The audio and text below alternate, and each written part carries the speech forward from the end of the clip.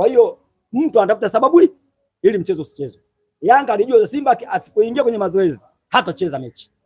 Yanga anajua kwamba unajua kuna mtu kimkela kuna jambo afanye. Na wamejua mechi hii tukimkela kwa staili hii atakuwa afanye hiki.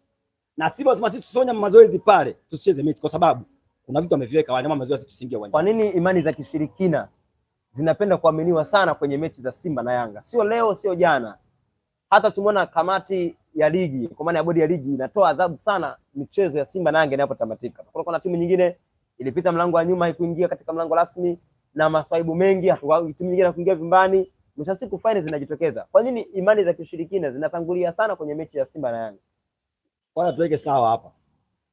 TFF baada ya kuona Simba amezuiwa kuingia, sawa Simba muda ule ule walitoa taarifa kwa umma. Kwa sababu tumezuiwa kuingia kwenye mazoezi yetu ya mwisho. Na jeshi la polisi likuwepo na kamishna wa mchezo anajua alikuwepo, meneja wa uwanja alikuwepo wakati kufungulia uwanja. Kwa hali hiyo mechi ya kesho tutacheza. Taarifa kwa umma.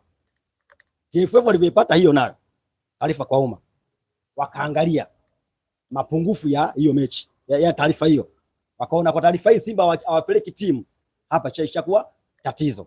Tufanyeje hapa? Tudai uchunguzi. Wakati wanaomba uchunguzi, Yanga sasa tunapeleka timu saa moja. Sawa mwezi kama hapo. TFF uchunguzi wao uweze kufanya muda mfupi, kuna uendelevu pale, kuna ile kamati ya masaa 72 ndio uchunguzi ile kamati. Wao walishindwa, uweze kufanya kwa haraka haraka, utatoa haki pasipokuwa na haki. Kwa hiyo TFF watumia busara yao sasa wakaiahirisha mechi. Umeelewa mpaka? Nakuelewa sana. Maana kuahirisha mechi kwamba zile kamati ile masaa 72 na kamati ya TFF zipitie taarifa ambazo Simba amezilalamikia.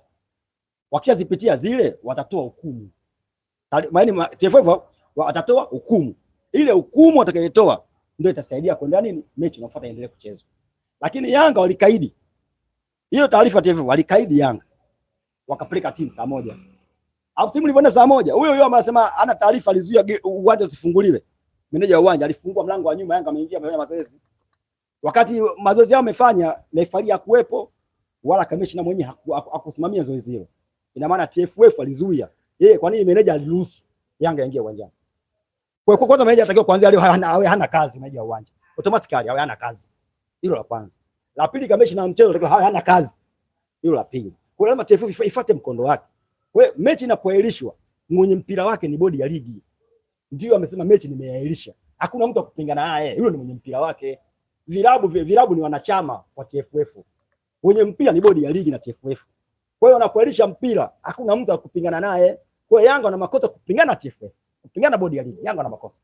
Kwa hili Simba kosa lake Simba alisema baadaye Simba ile mechi imeahirishwa. Kwa kosa Simba pale halipo.